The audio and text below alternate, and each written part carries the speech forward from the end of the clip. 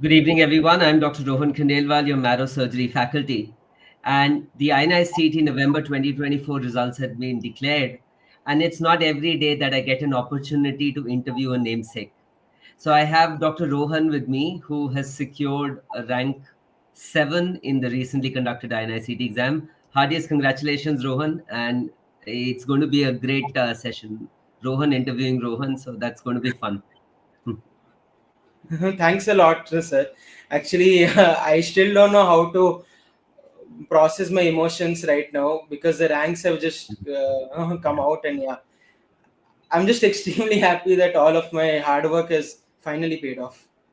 I'm sure, and we were discussing that this was your third attempt with INI-CET, and you persevered, and you finally got your desired result. So, just to put things into context, Dr. Rohan is from JIPMER, an undergraduate from there. This was his third attempt in INI-CET, and he wants to become a neurosurgeon. So, he'll be taking up a 6-year course in neurosurgery at NIMHANS, and that's why he persevered and gave one last attempt at INI-CET. So, Rohan, why don't you take us through your journey? I'm sure students would like to listen to that. Sure, sir. So actually, when I joined JIPMER in my first year, my plan was actually to go abroad. I was actually planning for USMLE. So I gave my step one in my third year. That went well, but by that time I had still not decided on which branch I wanted to take.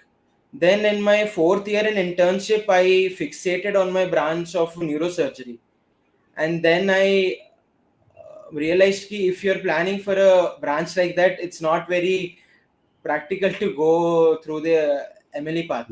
So in like internship period, then I changed my focus to the Indian exams, and then I started preparing for INI-CET and NEET-PG. So, a couple of questions, Rohan. When did you start using Marrow as your resource? And how did neurosurgery came into being? I mean, what led you to neurosurgery?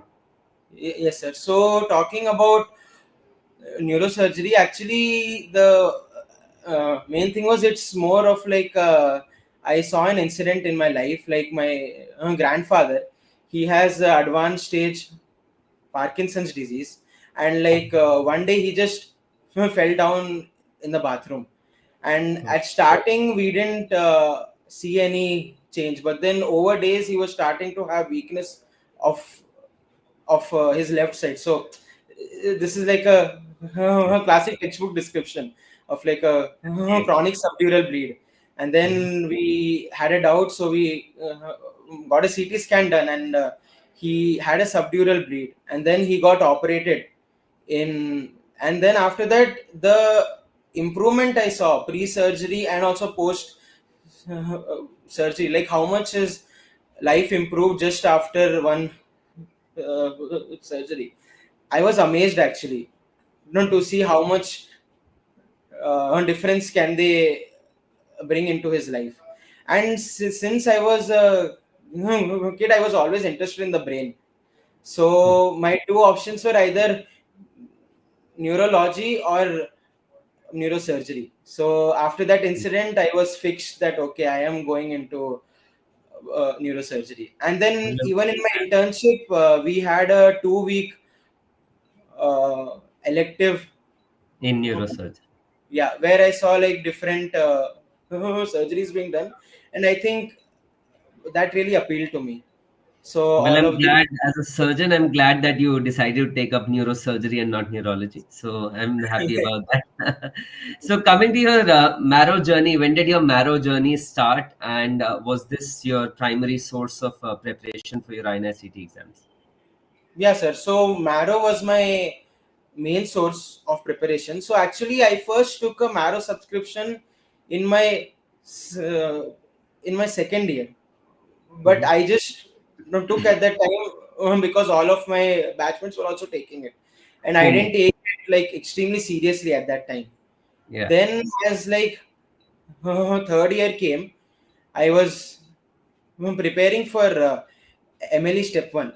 As soon Mhm. as I got done with MLE step one, then I thought that okay, now I need to focus on my MBBS course as well. So that is the time when I started going through Marrow.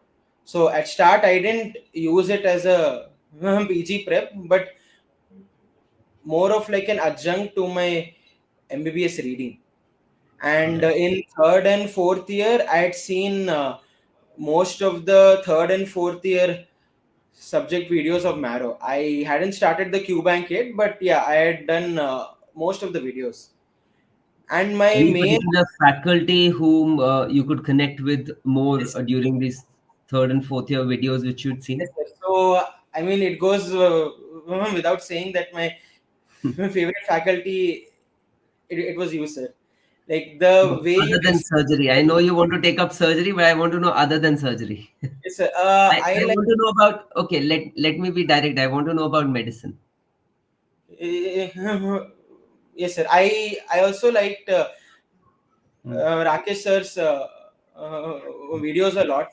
Like I Hmm. didn't use much of the videos for med, but if I found like topics are hard for me to understand, then I saw his video, and he really like tried to simplify stuff and teach it in more of like a clinical context based. I mean, Sure. when I feel when reading about especially for general medicine, it can get very easy to like just get bogged down in all of the facts which are there.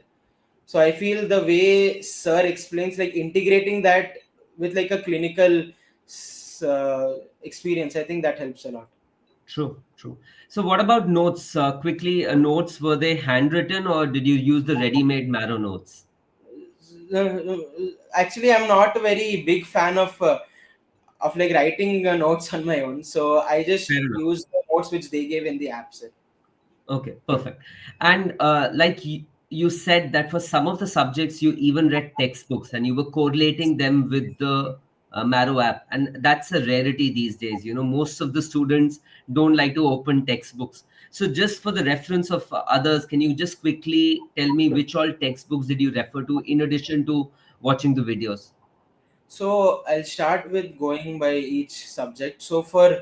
surgery, obviously I saw your videos first, and then Mhm. I read Bailey, and I felt that your videos, the structure, the flow of these videos is very similar to what's given in Bailey. And I found once I've seen the videos, it becomes a lot more easier to go through Bailey, because if you just read it standalone, you as a student don't know that which topics are important and which are not that important, or like which need more of your attention. So I did that, and even for especially for ENT, I first watched ma'am's videos, and then I read Dhingra. So I think that really worked out well, especially for surgery and ENT. Fair enough. So, like Dr. Rohan has said, and this is what most of the Marrow faculties also recommend, that please watch the videos and then read the textbook. It's going to become much easier.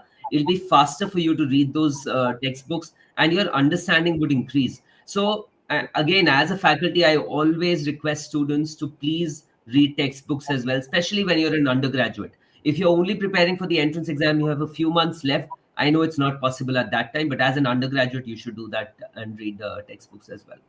Coming on to the QBank, Dr. Rohan, when did you start solving the QBank, and what was your strategy while solving the Marrow QBank? Yes, sir. So my QBank, actually, I gave the first attempt, which was last year, November. At that time, I just gave the attempt in my internship. I didn't take it very seriously. Then, when I came back home and I was preparing for the May attempt, I feel like the one major error I did there, that I didn't make enough use of the QBank. I was more focused on like all of the RRs which are there, that okay, I have to go through them. I have to know every line which is there in the RR, and I didn't practice enough GTs or enough MCQs. Then after the May exam happened, I got to know that okay, this is the error I've made, and then I planned like in a span of 4 months I was going to be done with the entire of the Marrow QBank. So the Marrow QBank, I think it has 829 MCQ modules. So I made a plan to do like at least 10 modules a day, Okay. and I kept that going from the end of May to like the end of October, I think. So I just kept That's doing like that. amazing. So, like, you were running your own marathon, and that just led to a lot Yes, of sir. discipline. Yeah, yeah. Yes, sir. Correct. So, I mean, so yeah, I think me so and that, a few of my batchmates as well. Like yeah. we came together and we thought that we'll hold us, each other accountable to do like 10 Dubai If I may quickly ask, how have those friends fared? Because this is a very strong thing which I want to put across, that being regular and being disciplined with the Q Bank can Yes, help you in getting a good rank. absolutely, sir. So my friend, his name is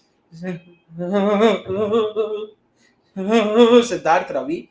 He Mhm. has gotten a rank of 116. So Excellent. it helped him a lot as well. Great. So I think so. What they did was they formed a group of like-minded students, and they held each other accountable, and they did their own mini marathon where they set the target higher at 10, and they were regular, and you can see the results for everyone to see. So I think so that is a great strategy once a habit forms, and usually it takes around 36 to 38 days for a habit to form, Yeah, which yeah, is yes, sir. why, yeah, which is The why we first week recommend is that you always do the this hardest. regularly. You feel like doing 10 modules a day. It feels like a chore. Like Right. you wake up every day and you're thinking, oh, I have to do 10 modules again. But yeah, you get used to it by the end of 1 month, and then yeah, it just flows. Any words on your bookmarking strategy and how you reduce the number of bookmarks when you were revisiting the Cuban? Yes, sir. So there are three types of bookmarks in Marrow. Mhm. So I use them in a way that I kept one type of bookmark for all the recent NEET and the recent AIMS questions. That Right. was one type of bookmark. One more type of bookmark I'd kept for all the MCQs which I got wrong, obviously. And one more bookmark was for the MCQs where I was confused between two options. Because especially in, I've noticed this in INI-CET a lot. You will see the question, an answer will come to your mind. But then when you go through the options, two options are obviously wrong. But in those two options, you will feel, oh, this can be correct. Oh, in this scenario, this can also be correct. And you're kind of having a debate yourself in the exam. And Right. you combine that with the lack of time, like because you have blocks and all, it can get very distressing. So I thought, so I bookmarked those questions where I was like confused between two options. And what I did was, in addition to the 10 modules I was doing every day, I did three or four custom modules. So those modules were made only of my bookmarks. So Right. in a way, I'm going through the Q bank, doing new MCQs, and with the help of those custom modules, I was able to also revise my old bookmarks. That's an interesting strategy. So just make a custom module out of your bookmarks, and that helps you revise the important ones and reduce the number of bookmarks as well. Like at the end, the whole idea, like since this is mostly an exam which tests your memory, the main thing is spaced repetition. Right. You can do that either by doing your notes or by using flashcard apps, or the new strategy which I tried was by doing my daily custom modules. Great, great. So, Dr. Rohan, we will move on to the GT part in a bit, but first, I want to know about this year's INI-CET exam. What were your thoughts? Personally, I felt that some of the questions were very simple, unlike INI-CET, Yes, right? sir. But overall, your view of the INI-CET paper and how many questions did you attempt? So after seeing this paper, I felt that INI-CET has gone back on its pattern like 5 6 years ago, because Right, in the recent years the MCQs were more integrated based, and like they tested on like actual practical stuff. But the two exams which have been conducted in 2024, they were more of like facts based, I felt. actual So I attempted 194 questions. 194. Perfect. Yes. Perfect. Yeah. Right. And so let me link this with GTs. Was this your GT strategy as well, to attempt more than 190 odd questions whenever you were solving a Yes, GT? yes, sir. So I gave like a lot of GTs in my prep.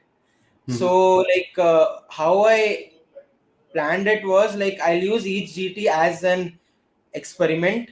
So in Right. some GT, okay, I'll attempt all of the MCQs.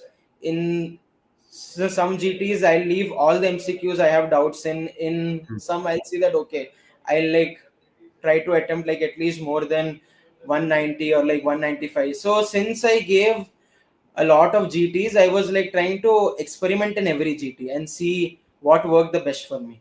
And at the But end, how? yes, Yeah. sir. Sorry. So how And many at the months before the exam did you firm up your strategy that this is going to be my final exam strategy? Yes, sir. So, like after the May attempt, I planned that yeah, I'll give a GT every week. I'll give a I'll give a GT every week, and I'll see how it goes. And then Right. towards the end of October, I had done enough practice, and then I got to know that okay, this is my main strategy. So yeah, I finalized my exam strategy towards the end of October. Right. Like So 10 days. everyone who's listening to this, just keep that in mind, that yes, try to analyze and experiment what you're doing in your GTs, but at least a month, month and a half before the exam, you need to have a clear strategy of how you're going to approach your exam. And Right. just And one, you were, yes, sorry, yeah, please like go ahead. one point I just wanted to Yeah, add. yeah. It's like I've seen people, they take these GT scores very seriously. I mean, if they don't do well in a GT, I've seen like people talking about, oh, I was in a post GT depression phase. I mean, GT is just a way of seeing that okay, where you stand and how you can improve. It Right. does not reflect your final exam marks in any way. So GT should be used as a tool to see where you're going wrong, and how you can improve on your strategy. And like, don't dwell too much on the scores and ranks. Perfect. And your strategy was a GT a week starting Yes, from May, or yes, sir. So the thing is like my internship ended in ending of January, and then after that, for my May attempt, I just did RRs of every subject from Marrow. right. So I did them, but I didn't do any QBank as such, and I gave like maybe two or no, four GTs in that entire period. And then after May, I thought that okay, I'm already done with like the reading part. The Mhm. main thing which was lacking in my prep is MCQs. So now I have to bring that in my prep. So, Dr. Rohan, the main videos which you watched in third and fourth year, which edition were they? Uh, when I was watching, I think they were edition 5 and 6. I think Five six, and six. And five and the revision videos which you watched were of yes, 6.5. yes, sir. Yeah, those were So, 6 point. this is a common question which students have, that you've seen the main videos of a previous edition and now you have new revision videos. How do you amalgamate the two? The faculties do point that out, but I want to listen from you, because that is going to help the students. How do you bridge that gap? Yes, sir. So, like, I think first of all, in terms of actual content, there's not much of a difference between older editions and like the newer editions. Yes, Right. some few extra updates may be there here and there, but the essence of the content is still the same. Mhm. So, like, if you have already read notes of older editions, like as the faculties say, just go through them and then like add on the new updated points only, which you see from the new editions. Like, you don't need to see the new edition videos again. Like, suppose if you're preparing, like if you have done already edition 5 or 6, and like Mm. now I think Marrow has edition 8 main videos. You don't need to see edition 8 main videos again if you've already seen edition 6. You just need to like read your own notes and then just See the scan update. through the new notes for extra points and just add them. Correct. Yes. Correct. So, in addition to all this, were there any other features of Marrow which you were using, like the pearls? Were you using them regularly? And if yes, how did you use them? So actually, pearls are a great tool for getting a quick overview of the topic.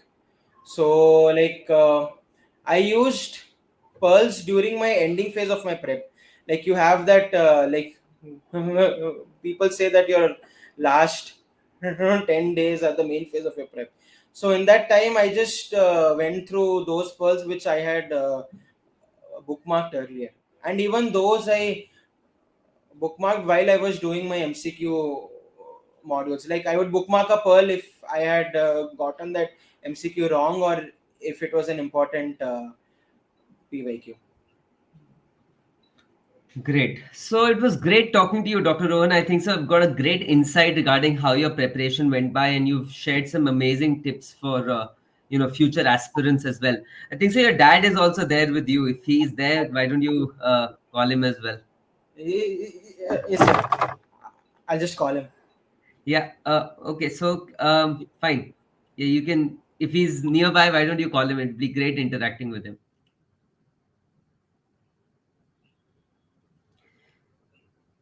So, as Dr. Rohan has mentioned, I think so. The key takeaways till his dad is joining are that he was very disciplined. First, he did not give up even after this being his third attempt.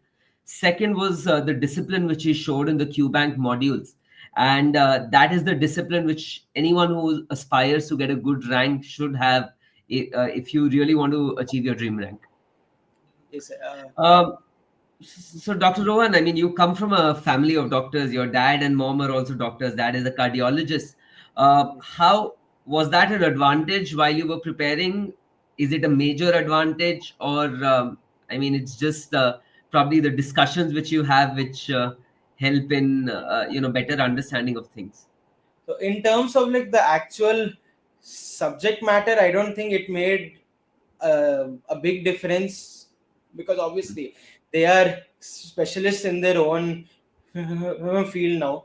But in Right. terms of the mental support they gave, that has been a huge thing. Like, there are some days where you just don't feel like doing anything, or you feel like giving up. Those are the days where they'll tell that it's okay, you just need to go through this phase, and like, we are there with you. So I think that That goes a long way in settling down the those are nerves. things they have helped me a lot, sir. Yeah, Great. absolutely. Great. Perfect. Is Sir there? Yeah, he'll just be there in Okay. like 1 minute. So till he joins, what are your parting comments and your final thoughts for future aspirants? Any tips which you would like to share with them? Yeah, so the main thing which I wanted to highlight, that at the end, this is an MCQ exam. This is not testing how well you know your facts. I mean, it's seeing how well you can do your MCQs. Right. So I've seen people, like, they go through loads of notes and like rapid revision and stuff like that, and they don't focus enough on the QBank. So Mhm. I feel rapid revision and all is good, but you need to focus a lot on QBank. Okay, my dad's here. No, sir. Congratulations. Thank you.